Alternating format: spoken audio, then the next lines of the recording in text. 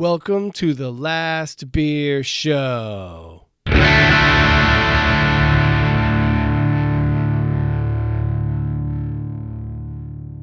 Ready. Jason. Hey, Wayne. Buddy, what's up? Hey, it's good to see you. You know how we roll. And our sound engineer at large. Sound engineer is here to help us today. Timbo. Our last two episodes did not sound very good, so I was like, we're we need sorry. a solid course correction. It's my fault. Yeah. It's my fault. Like, I forgot the Laptop. And so we had one microphone. Yep. And that took us like an hour and a half to get like everything installed in yours and we needed. So the USB mic would plug into it. And then we were lit. Yeah. By the time we started. I literally had to update my whole OS operating system on my Mac just so I could download the software for it. I mean, it happens. It was what it was. Hit that button more often and then I don't think they're as big. Well, I mean, yeah, I didn't realize I was upgrading to, You gotta have all the new stuff, baby. I mean, yeah. The new hotness. Not the old and busted, the new hotness. What are you drinking? What am I drinking? Neighborhood Watch. It's a collab from your friends at RedBrick and Monday Night Brewing. Though their branding on the can is dominant. Yeah, very. Mm-hmm. But that's, Yeah, they're selling the beer at their locations. Got it. It is an India Pale Kolsch. They did a good job with guava and blueberries. We also had a guava. Yeah, we did. Pink guava funk from Prairie Artisan Ales. It's their sour ale with pink guava. What are you digging in the cooler? I don't know what we're on a guava theme tonight. Which I didn't know this was going to happen. 3 guava based fruitages. Well, we've got a Variant and Gate City Brewing collaboration, Walking Distance. It's a beer to guard with dragon fruit and guava. See? And this is pretty cool. What's a beer to guard? A beer to guard? It means beer with the guard. So is that like a style? Or is that just a name that they're giving it? It's an actual style, actually. We should rant on beer names on an upcoming episode. Well, what do you mean? Just go off on a rant on how like nonsensical they are. Like, yeah, there are plenty classless ones. Yeah. And we've touched on that, but a lot of times they're just not descriptive.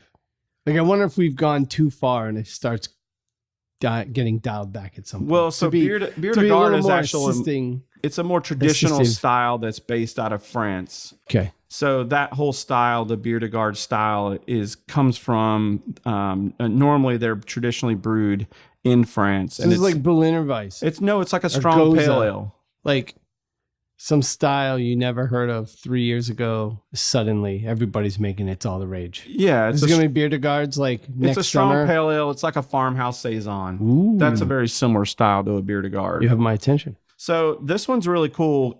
What I would say that's really cool about this is Variant and Gate City are literally like a couple of blocks away from each other. Right. And this collab hence the name Walking Distance. And it's cool to see breweries doing collabs like this that close to each other. Well, it's a unique spot because they're in like this center of a town. It's not a particularly big town, but it has like 4 breweries all within walking distance of each other. So it's pretty unique in like how steeped they are in like the availability of beer and fresh craft beer in that little community. Yeah, it's also interesting that it's not really in It's Roswell, Georgia, by the way. Yeah, Roswell, Georgia. It is a very urban kind of area. I'll just say downtown area. Yeah, it's very. I mean, it's not big though. It's not urban like a city. No, I mean urban. suburban. It's a very suburban, not urban. It's a very suburban kind of. It's like any town that has 50,000 people. It's like older yuppies. Yeah, I guess. So it's not. You wouldn't think of it as a huge craft beer destination, but that area is just blown up with craft beer. It's one of those environments where the community created a lot of incentives to draw craft beer to the center of town. So I think they got a lot of assistance from the city. Yeah. The breweries there. So that was unique. Like that's civic design, right? That's them saying, what kind of thing we could use in town. It would draw people, other businesses would pop up, and they created their own reality in that example. So you see other cities do it too. And it makes them pretty cool cities. Yeah, absolutely. I mean, then they have all kinds of things in those cities. Like they wind up having more shows, events, and concert venues pop up, right? Yep. They have festivals. Next thing you know, nicer restaurants. Yeah. Are you smelling a segue? Does it I smell do like actually. segue in here? Yeah, but what about the beer in those places? Yeah. Well, it can be pretty hit or miss, right? So that's what we want to talk about tonight, whenever it is you're listening. Hey, pass that over. Yeah, there you go. All right. So, yeah, I want to talk about shows, events, and concerts. To me, they're kind of like one thing. Like, they vary a little bit based on the venue, but if you're going to like a play or a playhouse or some sort of comedy event or a live concert with bands, certainly you can't speak at all of those, and some you can and can't hear each other, and some you can, right? So it's but they all kind of have this similar bar service. And that's why I'm lumping them together. Yeah. And some do a better job of carrying craft beer than others. So I was driving home from work thinking, crap, we got to talk about something on the show. Because, that's how deep we dig around here. Yeah. Lots of preamble, lots of homework, list building, collaboration. We've been planning this for a month. Or a day. Or 3 hours. Yeah. But I was thinking it would be pretty cool because I saw a conversation online go by about craft beer in sports, and there were some very differing and passionate opinions about beer in sports. And then it kind of splintered into beer in sports at home and then beer in sports at sports venues. And it kind of turned into a similar thing. Like the tenor was similar to that of like kids in breweries. Like in brew tasting rooms. And I was surprised by that. And I thought, well, I don't know that for us, like we're sports fans. We're not huge sports fans. We don't travel the country to go to different parks or anything like that on purpose. So can we blow it up? I actually go to lots of shows and events and concerts and, play in a lot of bars as a musician. So I get service at those bars all the time. So I thought it would be cool to blow it up into that space, talk about restaurants, which I know we both have a unique rant around. And then if we decide we still want to talk about festivals near the end, I know that's another unique animal. Yeah, it's very unique because nowadays, because the distributor owns that, right? Yeah, distributors kind of do that. And a lot of venues have sponsorship deals with distributors. And let's face it, they either decide to go all local. Here we are starting out with festivals. Who knew? Mm-hmm. They either decide to go with locals on purpose for the cultural aspect and community aspect of it, or there's a payola issue and it is no local and is nothing but AB and Bev products. Or yeah, well, I mean, you see festivals sponsored by Stella Artois. Like obviously that's a AB. Yeah, they have one tap. Yeah, so all the table tents say Stella, but you get up there and it's like Bud Light, Miller Lite, exactly, Busch, and maybe a Goose Island handle.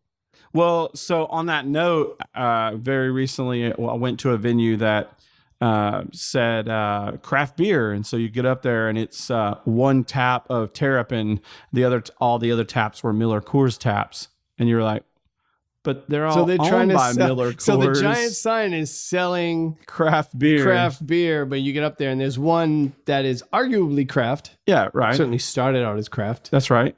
And some will say it's still craft, and some will say it's not, and that's fine. I don't care which side you're on. By definition, it's not craft, but some would say that it's not independent, right?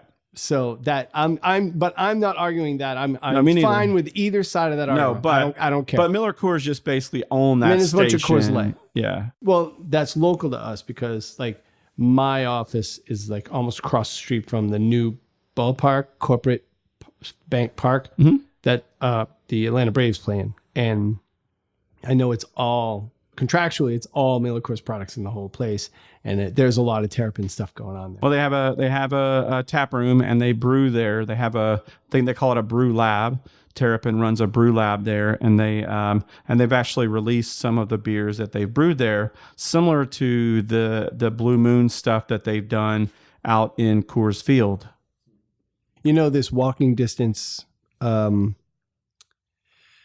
What did you call it? Beer to guard? Yeah, it's a beer to garden. It's dragon fruit and guava. Sorry, this is a side note. It's a Dragon fruit and guava. A tangent. All right. Let's back up. Okay. Festivals, yeah. Okay, it's decided. We've talked about it. It's a shit show. Can I say that? I can say that. I'll put an E on the whole. What, festivals? Yeah. Shows, concerts, events, things with stages and small to medium-sized crowds and a bar have varying degrees of depth, right?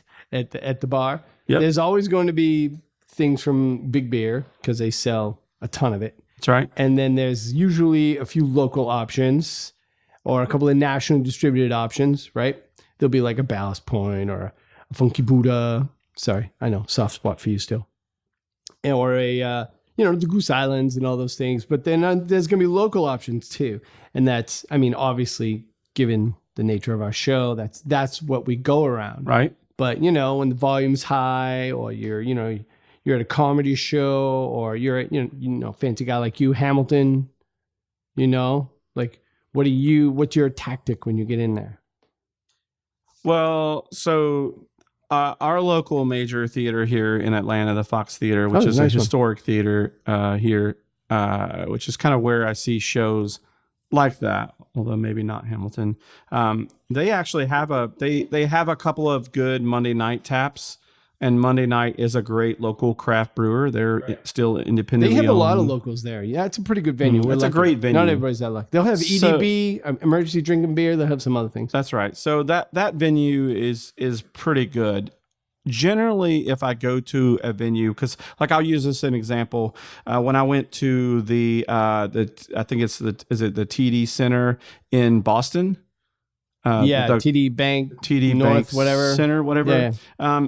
I went to look to get a beer there. It's the old garden. Yeah, and they didn't have any craft beer selections other than like Goose Island 312, that kind of stuff. Right. And so they didn't have any Sam Adams? They had Sam Adams. You gotta have the low.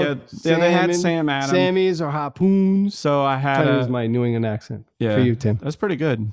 So they had Sam Adams, and I think they might have had it their summer ale. But beyond that, they didn't really have anything. Yeah. Yeah. When they have a really good option, it's go local, right? Yep. It's like, there's a hierarchy. There's a priority list. It's like as good a local as I can get. Although I will not usually go like milk stout or pastry stout if I need to be standing around having conversations or banging my head all night. Yep. Then all of a sudden I'm like, something a little lighter. Are you talking about Taylor Swift? Taylor Swift shows? I wouldn't bang my head, but I might get down, shake my thang. And it shakes. Let me tell you. If you're there, you'll need to shake it off. So. Dang, that just happened, didn't it? Yeah, so it is interesting. And I am of the admonition that, you know what, if there's not a really good craft beer option, then I'll just pass and get Coke or something. I'll call it and be like, I don't care. I'm not going to waste the alcohol. Give me a LaCroix. Plus it's always it's so expensive anyway. it's $6-8. Diet Coke. No, I'm talking about for even like a Stella or Sam. Yeah, for a Sam Adams at a bar. Yeah, not at a venue, at an event or a show or a venue. You're talking. You go to Radiohead in a big Coliseum or an arena or civic center, that type of place. It's going to be $12. Yeah, I guess I've been very gracious to be in the Atlanta area where our options are much more affordable. Like Mercedes-Benz Stadium, for instance, we talked about sporting event. The NFL is doing a pretty good job of creating options and levels, right? We've seen it. I've been in a couple of baseball stadiums where I see where they have the one craft beer concession booth. Yeah. Right. And there's usually a mix of things there. Some of them are good, some are not so good, but the price is usually pretty tough.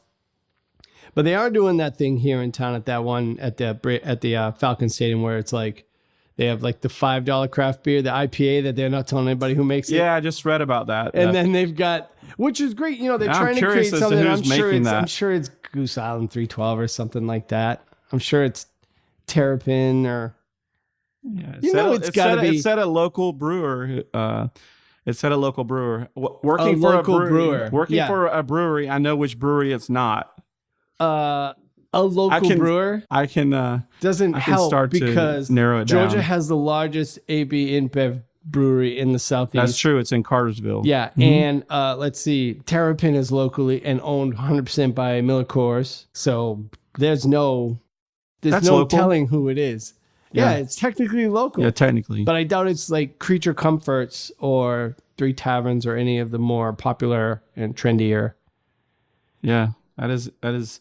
Yeah, and Mercedes-Benz Stadium, though, on that, outside of even that $5 draft, I mean, they have a lot of really good local craft beer in different segments of the stadium. I haven't been there. They do, actually. Kevin Gillespie's Game Changer, he's a local chef, was on Top Chef. Right. He has a spot there, and he's always really specific to have, 6 or 7 really good local craft beers on. And I mean, like, legitimate local craft beers. So that's a great stadium for craft beer. I would argue it's probably they have an advantage. It's brand spanking new. Yep. All the new stadiums can like build these things in and build it so because I just can't imagine you can have a stadium that's really old and all of a sudden it's cost effective to like redo draft lines across this gigantic thing all over the place and like set it up so you can have multiple concession stands. Like they bake that into new stadiums now. Right. The old ones weren't built that way. Right. So they're different. So look, we want them talking about sports. I will say that plus I'm not sure that there is an actual brewery that is a head sponsor of Mercedes-Benz Stadium. Unlike I don't know. SunTrust Park, which has a deal with Miller Coors. Yeah, Miller Coors have. I'm not sure of one with Mercedes-Benz Stadium, which means that they can do a lot more things. I know that when outside of the St. Louis Cardinals, is there another stadium that like they're like spot out rights to? I think the Milwaukee Brewers Stadium is, I believe, with who? Don't know that one. Don't look it up on the internet. You have to know this stuff. Look it up. I don't know that. How did I know that we were going to have this conversation? Look, I count on your genius to carry this show. All right, we sputter out.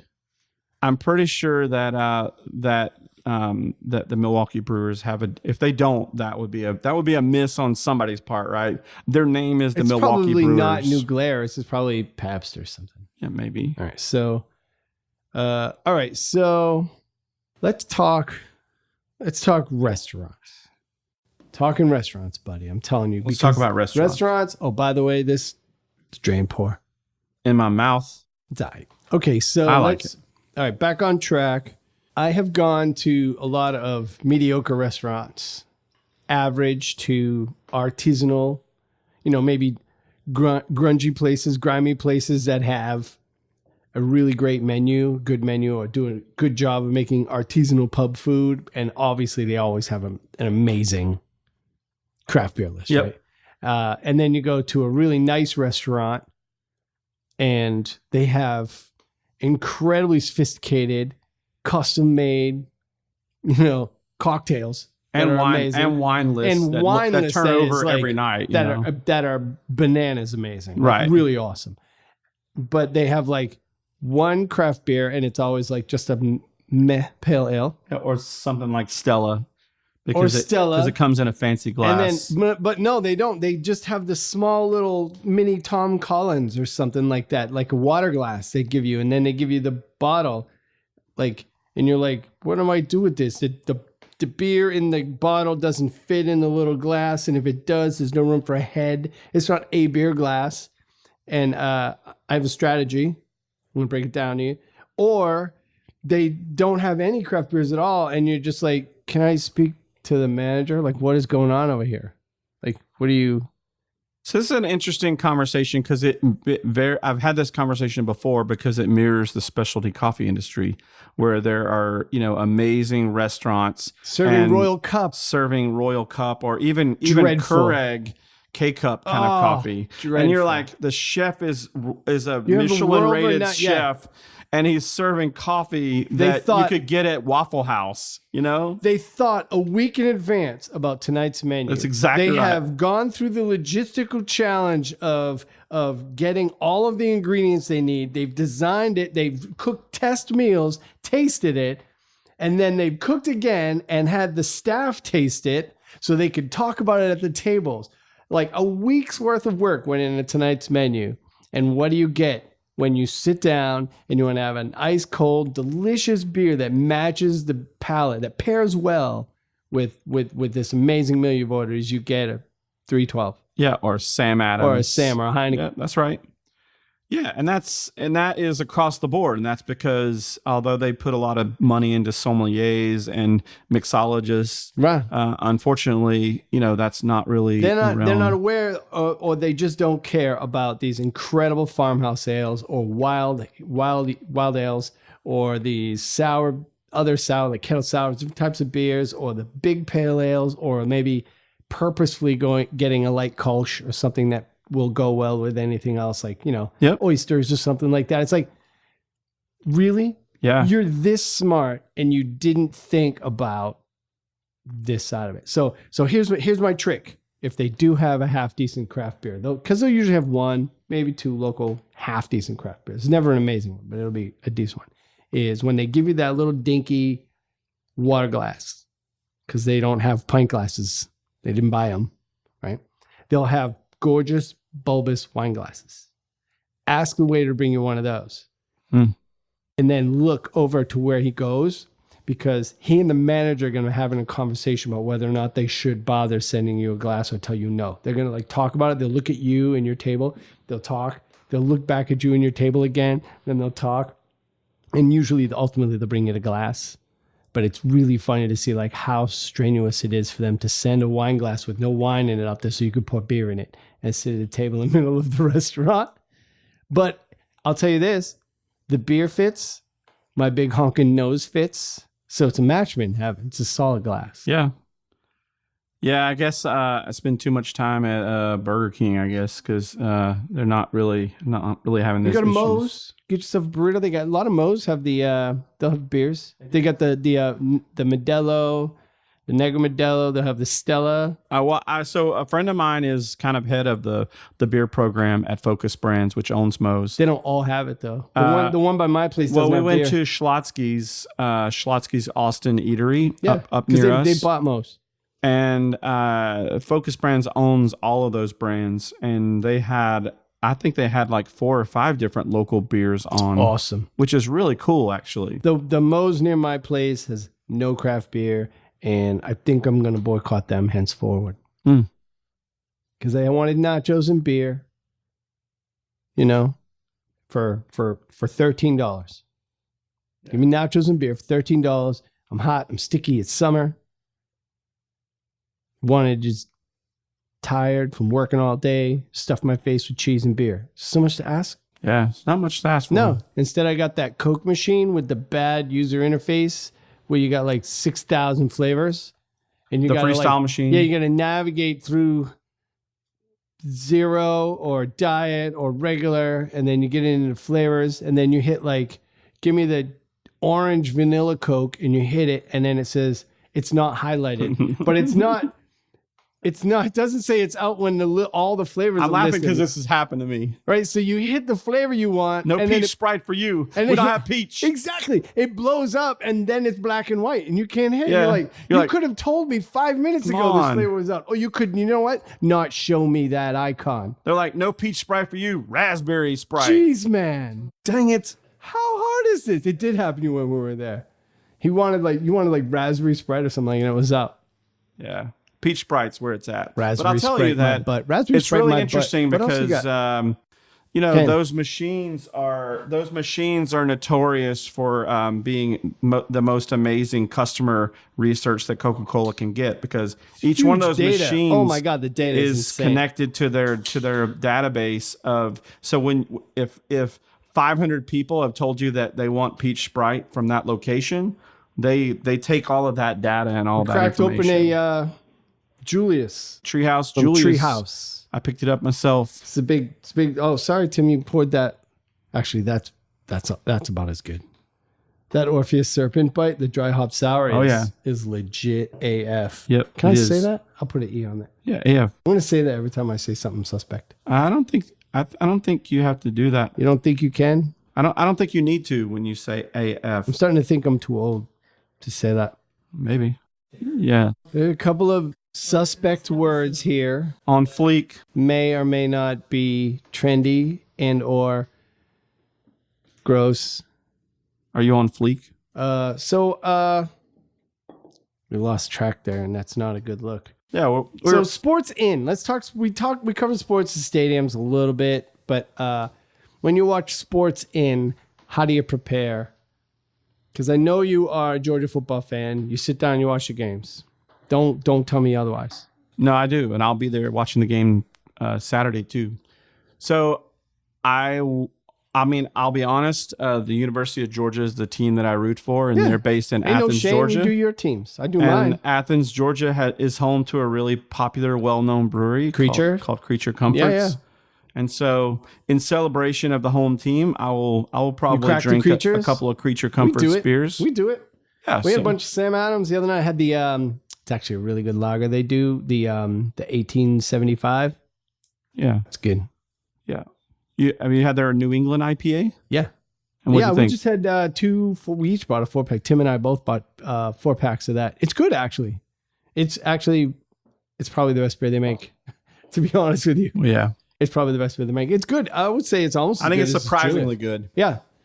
Like, I think if I you drank put it, I was blind, like, wow, this is pretty good, it's actually. really good. If you put it blind next to this Julius, most people couldn't pick it up. I would disagree with that. Let's do it. The Pepsi challenge. No, the Sam Adams challenge. We'll do fresh Julius versus Sam Adams New England IPA. There's a lot of data in it for them. Yeah, I love it. Let's do it. So there are some folks to be upset. You don't have a microphone. Yeah. They are? I hope so. God, I hope so. Please get upset at us for listening to us 40 minutes in. Yeah, exactly. And over something we said, all 2 people who are still hanging on. Yeah. Julius. Hey, I would just we can wrap up here, but I wanted to give you some kudos. Happy birthday, first of all. Thank you.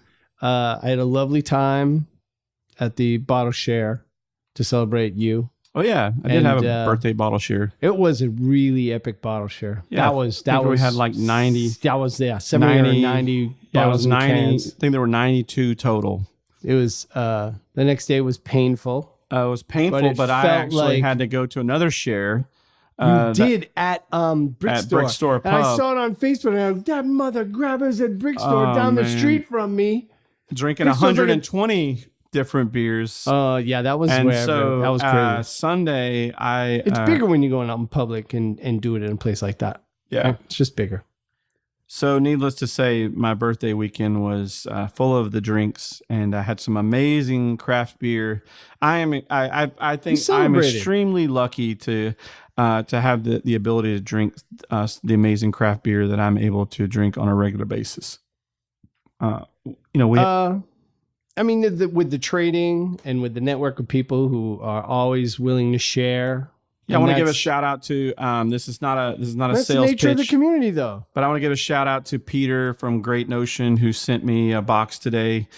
Peter is the owner of Great Notion in Portland, Oregon. Beer mill. And sent a box to enjoy that we will certainly enjoy. So yeah, sorry, I just got burpy. There's a wealth of really good craft beer out there. There's a lot of really good breweries brewing really good beer. It's crazy, as many times as I've been to bottle shares, I don't know how many. It's not that many. Maybe a dozen where it's like somewhere between 50 and 100 bottles and cans are open. It's like not that many times have you had any of them. Yeah, I agree. Sometimes, I agree completely. Like you might have had 5 or 10% of them because there's always the classics. Somebody's going to bring was it Orville? Or they're gonna bring something from Cantillon that you Santa Claus, and those are wonderful, magnificent, amazing things, and do continue to bring those. Yeah, but I love those Westy 12s. Absolutely. Anytime you bring definitely keep bringing those back up the truck. But it's still though the number of fresh cans and flavors and ideas and how creative the breweries are getting. it's just so amazing that people are willing to bring it and share it, right? Because these things a lot of times are not particularly cheap. Yeah. And they're picked up at the brewery like Cantillon and Westies. Yeah. I mean, sometimes you have to go out of your way to get it. And, you have friends who are traveling and they come back and they're bringing cans and bottles with them and they're sitting on them until there's an opportunity to share it. So they're kind of doing it on purpose. Like you could be watching a football game and put it down. Yeah. But they don't. They instead... They wait and save it. Let's face it, football at home is a filler beer event. You have the filler beers. Like you might have one, maybe two half-decent beers, but if you're going to have a few beers watching a football game, basketball game, baseball game, at home in your lazy boy, I don't have a lazy boy, but you're going to drink good filler beer. Like RedBrick, soul of the city. To celebrate the Atlanta Falcons. I'm just saying that beer is very specifically promotes Atlanta. I mean, it's even soul of the city. That's the name of it. Even a Sierra Nevada variety pack. You could do worse.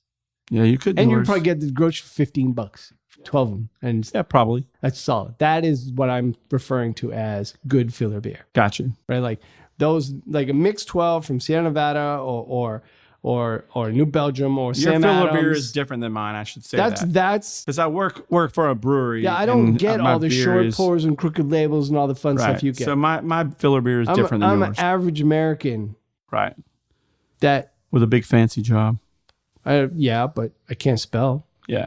So I'll meet you in the middle. I'll trade you some. I'll give you some of my filler beer then. My hatchback's out front. I got a big backpack with almost nothing in it. No, let's listen. I know on a couple shows ago we talked about how we were employment challenged to some degree, and I know that we've closed the door on that for the time being, and I know you're doing really well, and I'm really glad to see that. Likewise, same. And it feels different. Like I know. What was it? 8:17. We were like, I don't want to talk about it. Yeah. Right at the end. So I still don't want to talk about it. I know we used to. I'm reimagining the whole after party. Yeah. I got some ideas. I'm formulating them. I'll come back in the next episode. They'll be formulated. Yeah. And we can talk about what the after party means. It just needs more focus. Yeah, so it just needs a little more focus. I will say that the next episode, tune into the next episode. We're actually going to have a couple of brewery owners. And we have a couple other guests on the hook. Right, really good guests on the hook, but we're struggling to nail them down. As in, we haven't reached back out. We said yes, they would. I won't say their names, but no names. But I will say that we have some really fun guests coming up, and then the next episode, we're going to have a couple of brewery owners, and we're going to talk about what the craft beer experience looks like for those guys. For a brewery owner. Mm-hmm. Have we had a brewery owner? We have not had a brewery owner. Well, we had Chris from Creature Comforts. And he's a brewery owner. He is, but we specifically that was talked also about 15 episodes ago. The secondary market and trading and all of that. We didn't really talk about much else outside of that secondary market and trading. That's true. So there are a lot of good shows coming up this fall. Yep. I'm excited about it. I think after a bumpy summer of being upset and busy, that we are going to be able to make out some banging things. Yeah. Make some banging things. I'm excited. It's going to be a lot of fun. Awesome. I tried to do my car off marketing force. So awesome. Fail. All right. Thanks, buddy. Yeah. Thank you. Talk to you later. All right. Peace out.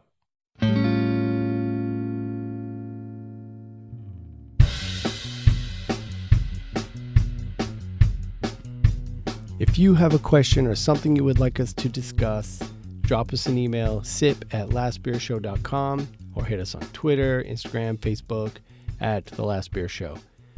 A reminder that we are proud members of the ABV Network. Go to abvnetwork.com to see all the amazing podcasts, or go to your podcast app of choice, search for something like The Last Beer Show, The Firewater Review, The Bourbon Daily, among others.